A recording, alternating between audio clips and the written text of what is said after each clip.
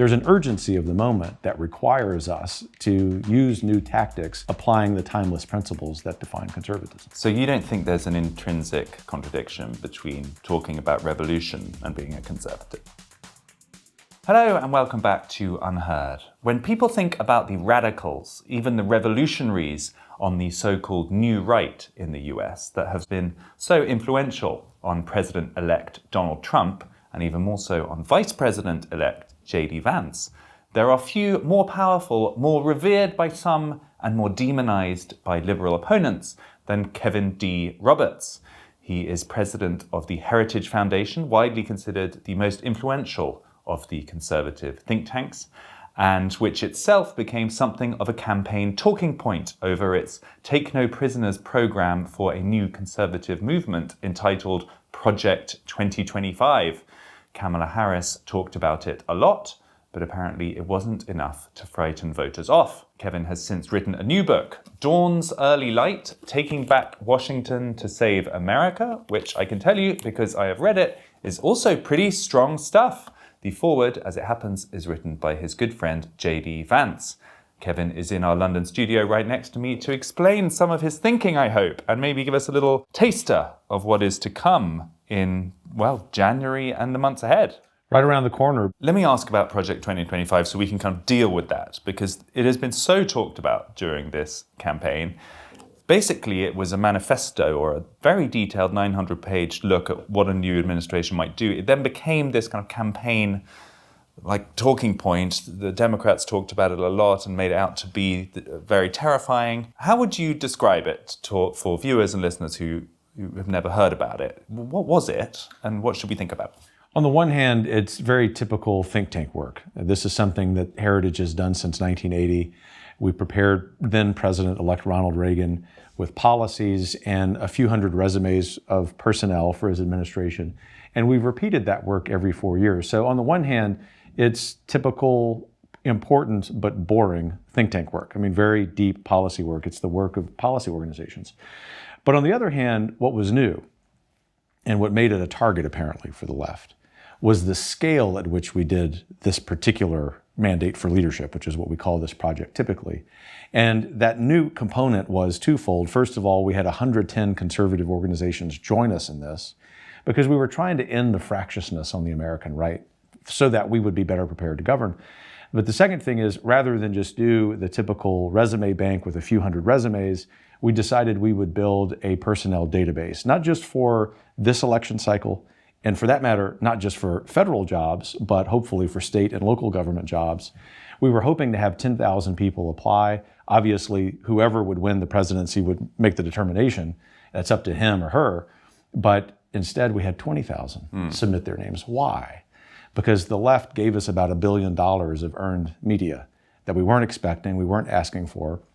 They succeeded in demonizing the phrase Project 2025, but they also succeeded in motivating many Americans to say, if the left is mischaracterizing that so much, then I want to be part of whatever that is. And what that is taking back our government to revitalize the American dream. So one of those names was Russell Vogt, who I think it was announced yesterday is going to be in charge of the Office of Management and Budget, the OMB, as part of the new Trump administration.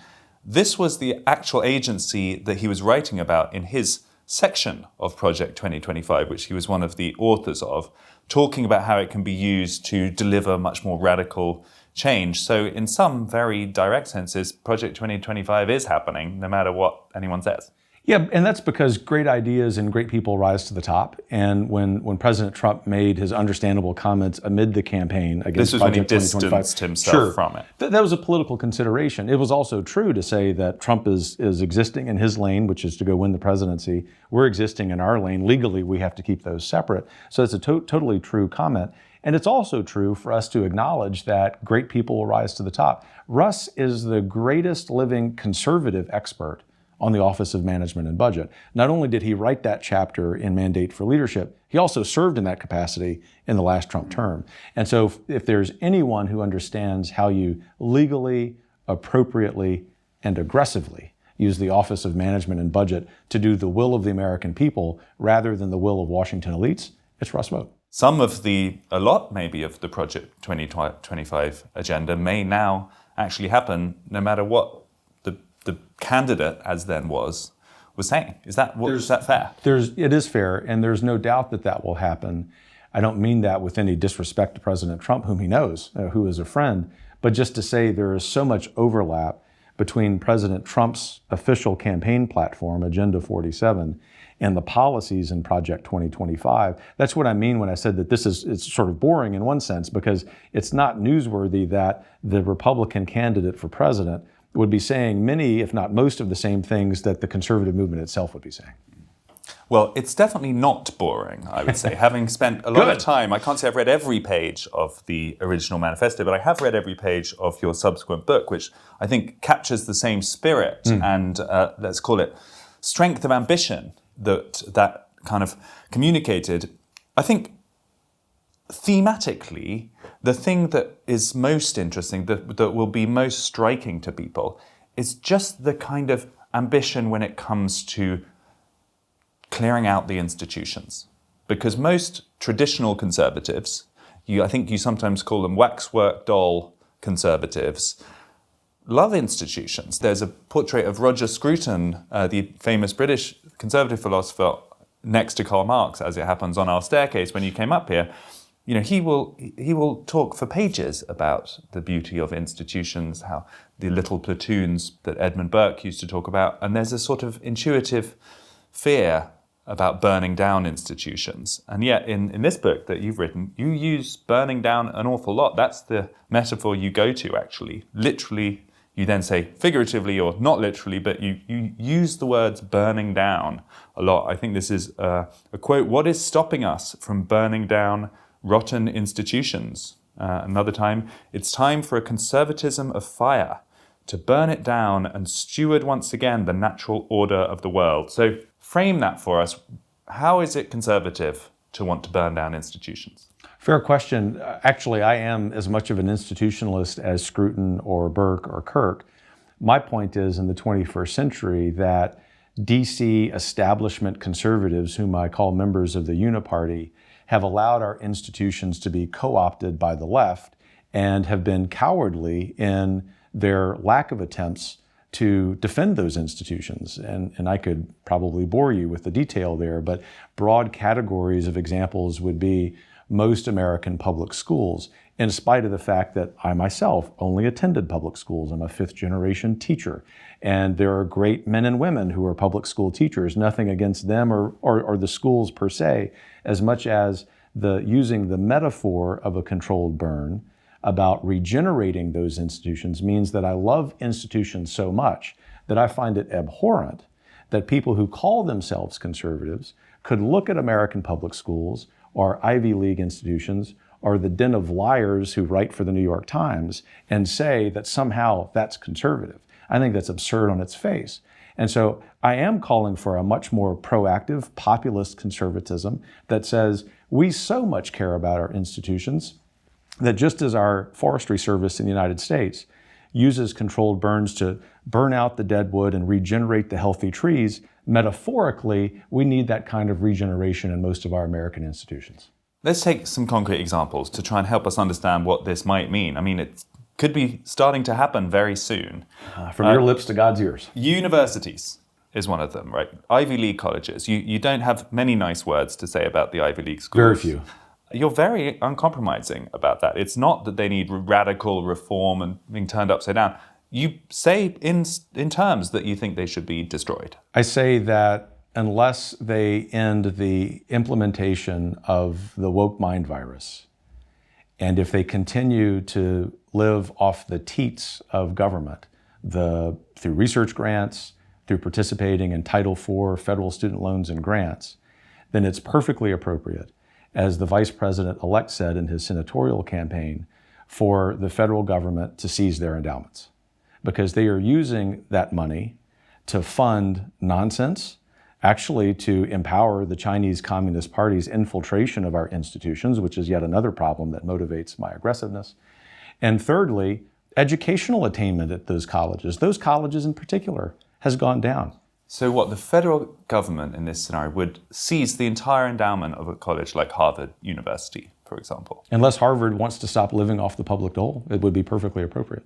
Because you say, I can easily imagine the steps required to destroy them, to strip them of wealth and status and totally marginalize them from power in America. Some conservative-minded people who are kind of with you on a lot of your agenda might listen to that and still find it quite terrifying, because it might sound like a cultural revolution. Those kind of phrases were used over the centuries many times by revolutionaries. And, property rights, that's a conservative principle, isn't it? Can you really just seize endowments like that and treat institutions with such roughness? Mechanically, as long as those institutions have as part of their livelihood public money through research grants and through Title IV federal student loans and grants, and refuse to go purely private, then the claim, the otherwise very legitimate claim, especially to a conservative, about property rights is rather weak. And so as long as they, in essence, want to be public institutions, then they fall under the strings attached to public money. And the overarching point that I'm making about this particular issue, and then I'll comment on the larger comment about cultural revolution, is that when conservatives have been in power in Washington, we haven't wielded that power very well. The left does that entirely. And what I'm arguing for is a perfectly appropriate, sound wielding of power, certainly legal. There may be people who have a difference of opinion about it, and I respect that difference of opinion. But if there's anything that might be, as you put it, terrifying to certain people, is that they've never seen American conservatives in the modern era actually govern the way the people who elect them to office expect them to govern. And I don't see this as a terrifying cultural revolution. Actually, what we ought to be terrified by are all of the consequences of the political cowardice that have led us to this moment. So just to finish on this example of Harvard, because to me it's a useful one. It's a Christian founded, it's the oldest institution, educational institution in the US. Yes, but explicitly hostile to Christianity now. Well, it has been through many phases over the centuries, and no doubt if it survives... But it's unacceptable that it's explicitly hostile to Christians today. So if it continues, and you have, in this book, you express, I think, quite rightly, skepticism that it's suddenly going to upend its whole value system. You express skepticism also that reform is possible. So you think the destructive option may be necessary. If that point is reached, that ancient institution would then be deliberately dismantled by the federal government as much as is legally possible. It would be almost like Henry VIII torching the monasteries in the 16th century here in the UK. It would be a momentous act of destruction of ancient institutions. The Henry VIII example is a legitimate example of violation of property rights coming from this faithful Roman Catholic. But that aside, it's the other way around. that aside, because you're raising a very fair point, so I want to answer it fairly. The example of Harvard is helpful if, in fact, they cease to exist, and unless they change what they're doing, they deserve to cease to exist. That will be the product of their own doing. That will be the product of, if you're a conservative Christian on Harvard's campus, you have to speak in whispers at best. You are treated differently than every other student there. I happen to know that. I was with the Harvard Republican Club about a month ago, and their president, Michael Ovid, wrote a wonderful essay that's out in the news as we're sitting here recording this, saying it's a great time to be a Republican at Harvard, in spite of all the reasons you don't think that it is, because we've got this opportunity to regenerate this institution.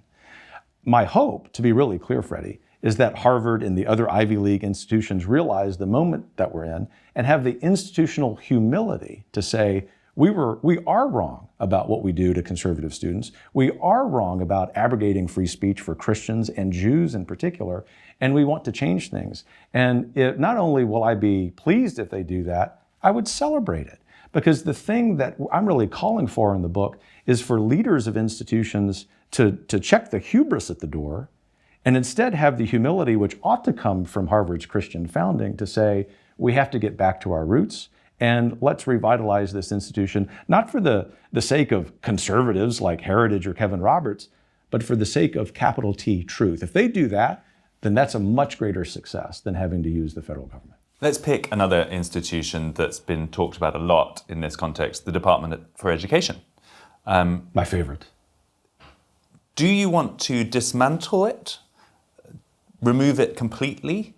What do you think the best outcome is in terms of what happens to the Department for Education? Metaphorically, which I always have to say because the radical left has lost its humor and its sense of metaphor, I want to tear out the U.S. Department of Education root and branch. And the reason that I want to do that is because education would benefit by its lack of existence.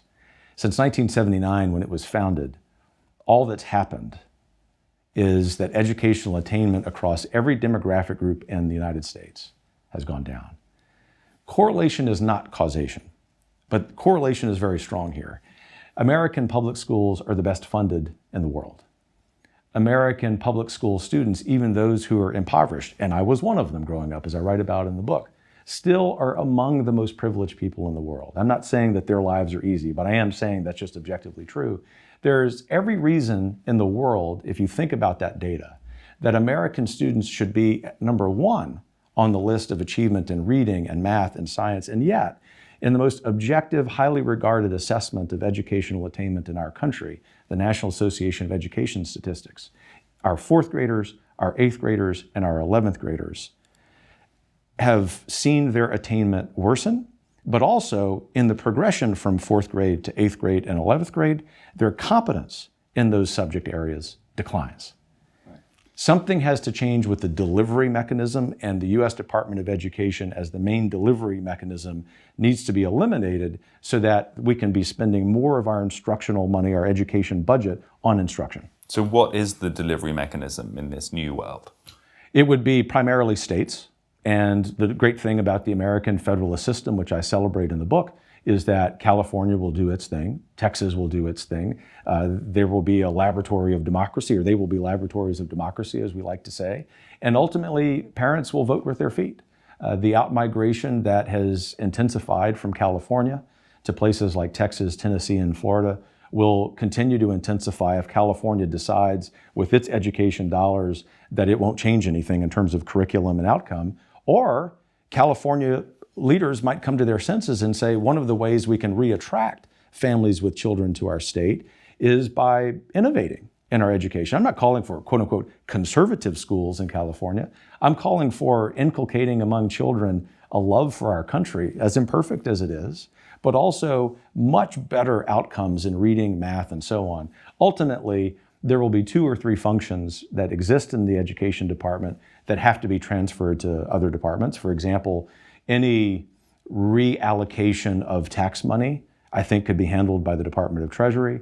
Any of the proper civil rights functions of the education department can be handled by the Department of Justice. I think over a decade, Freddie, it's very plausible, as we lay out at Heritage, to eliminate the department entirely. Yeah, so it's not metaphorical, actually. That's what's a metaphorical is burning it down. Right. But the great big building that the main part of the Department for Education sits in would have to find another purpose, and as would its many outposts around the nation. It would, and hopefully, because it's such Soviet-style architecture and unbecoming the greatest republic in the history of the world. I wouldn't argue we burned down, but we ought to dismantle once everyone has left safely. And maybe President Trump could have as one of his legacies revitalizing architecture in Washington. So this is what's new, isn't it? This is why precisely both your theoretical fellow conservatives, but also, of course, liberals and progressives and all the rest of them are so up in arms about Project 2025 is previous kind of diagnoses when things went wrong were, okay, we need new policies, we need new people in charge, we need new direction. What's new here is we're going to throw out the whole institution itself. That's a very fair assessment. And what should we call that if it's not? I mean, you use the word revolutionary quite a few times in your book. It's not a label that you seem to shy from. You talk about the second American Revolution. You are a revolutionary then. Intellectually, perhaps. I call it the new conservative movement. But if you want to use the historical reference of the American Revolution, which I do as a historian of the American Revolution, what I mean when I say that is a reference to the 10, 20 years following the Battle of Yorktown, which ended well for the Americans, in which, with the military fighting behind Americans, the real work began, and the much harder work. And it was the work of refounding institutions like professional associations. Alexander Hamilton, as an example, had to refound an association of attorneys in New York. There was the founding of new Protestant denominational churches up and down the middle and southern colonies. And what I'm saying about the 21st century, and you're beginning to hear Trump and Vance talk this way, is that the refounding of America isn't something that involves violence. In fact, quite the opposite. It's that conservatives have come to our senses after being asleep at the wheel for 50 years regarding control of our institutions. And when we talk about taking back our country, it's the very peaceful and orderly and legal and ethical process of reclaiming the leadership of those institutions, including the federal government. Conservatives haven't talked that way in modern history because things were going better. And because the United States is weaker by every objective measure than it was 50 years ago, there's an urgency of the moment that requires us to use new tactics applying the timeless principles that define conservatism. So you don't think there's an intrinsic contradiction between talking about revolution and being a conservative? No, because the conservatives who signed the Declaration of Independence were conservatives. The Americans who signed it were conservative. They in fact, Jefferson struggled very much with some of the language for the very reasons you're asking, and it's certainly a fair line of question. I understand why you're asking. He struggled with the rhetoric of the Declaration belying the fact that there was much greater continuity in what the colonists were trying to do than what people, some members of Parliament might recognize. Your King George III, of all people, understood that better than many Brits. I say that very respectfully. The point is that America is the logical outgrowth of continuity from the British limited monarchy. And what we're realizing in the 21st century is that to refound this republic intellectually, institutionally, continues that process as opposed to being a break in it. What's hard for the radical left to understand, what's new, what is politically revolutionary, is conservatives saying that just like all of you on the left, when we get elected to office, we're going to wield every inch of that power. They're used to us being cowards, and we're not going to be. And where these waxwork doll conservatives get most upset is when it touches security matters, it seems. Like your list of institutions that need either burning to the ground, metaphorically, or completely radically overhauling includes the Pentagon and the FBI. These are, one would normally think of as beloved conservative kind of institutions maintaining security abroad and at home. Do you want to do the same thing with the Pentagon and the FBI that you've done to the Department for Education in this new world? There needs to be very serious reform of both. And the reason that there needs to be is that the very noble conservative mission of the Pentagon and the FBI, to your very good point, simply is not being fulfilled by the last generation or so of leaders, both Republican and Democrat, of the institutions. I'll start with the FBI.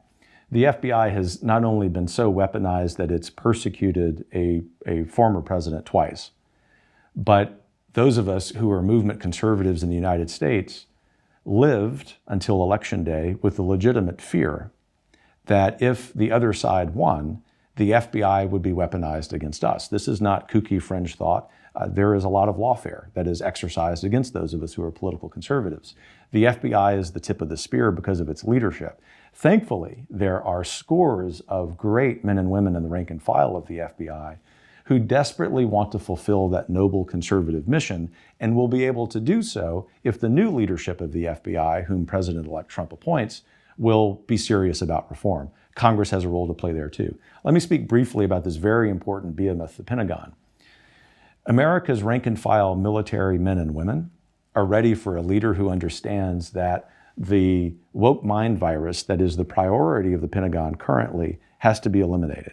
They also understand that we spend far too much money, tens of billions of dollars, on weapons programs that would be appropriate for the last war, as opposed to new innovative weapons programs for the next war. So when we talk about reforming the Pentagon, I actually have sort of a dry policy, a couple of paragraphs in there about procurement processes. It's actually both that boring and that simple. That's the kind of reform that needs to happen there. If that can happen in the second Trump term, then I don't think there needs to be the level of overhaul of either of those particular agencies that we have in education. But short of that, there will have to be. So the Pentagon gets to still exist in 4 years' time?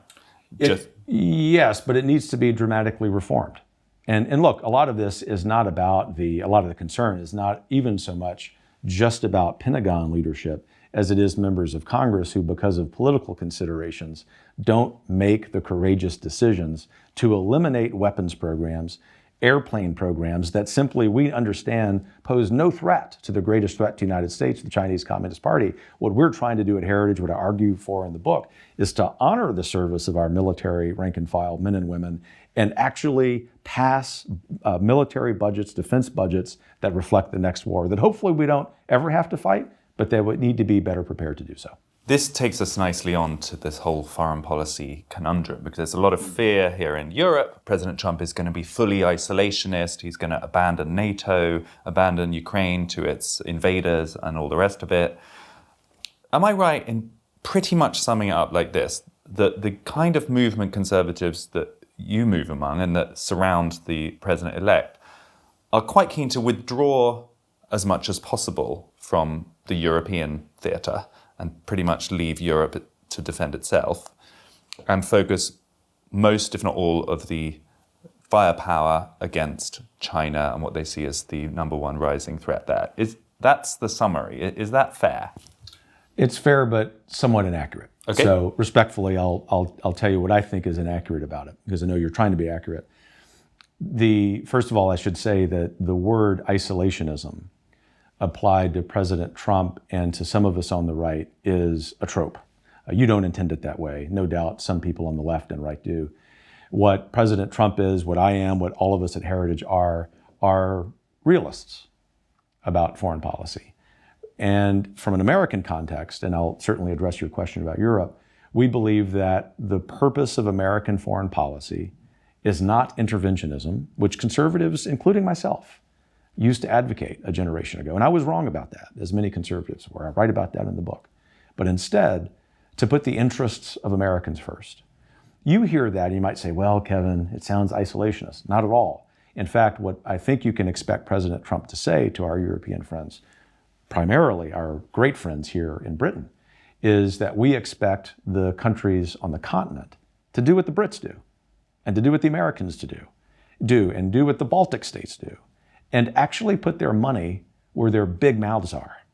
Because I can tell you the American right is fed up with European leaders, whether they're from the Netherlands or Germany or France, wagging their damn fingers at us and telling us we have to do more when we constantly have to save their asses.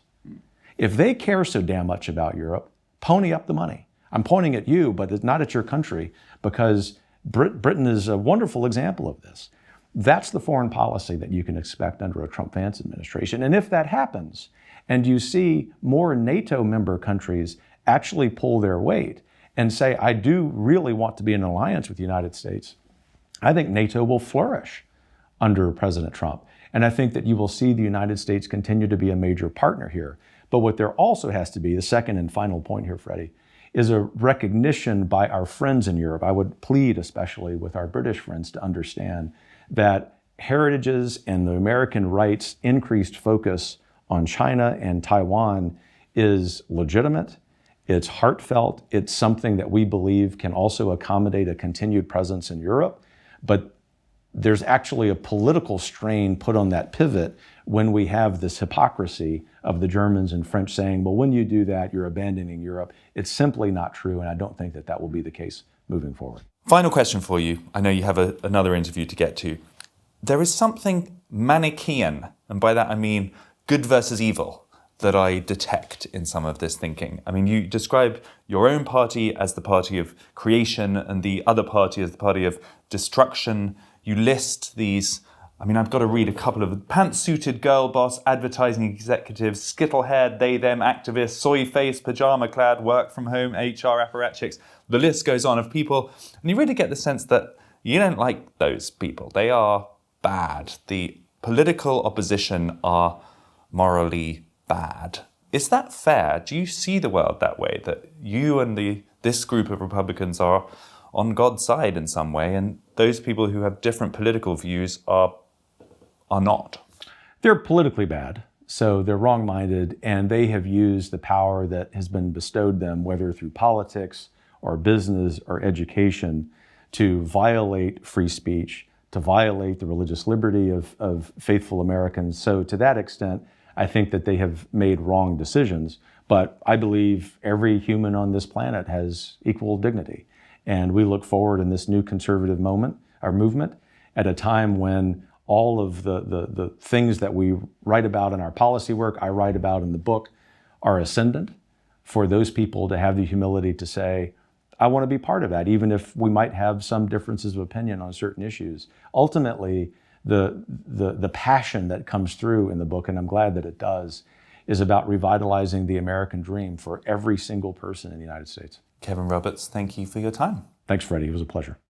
That was Kevin D. Roberts, president of the Heritage Foundation. A bit of a flyby visit here to our London studio. We will no doubt continue that conversation next time we're over in the US. But even in that short conversation, I felt you really got a flavor of the intensity and the scope of ambition that this group of conservative revolutionaries, to use Kevin's own word, have in mind for the United States. And that project starts on January the 20th, 2025.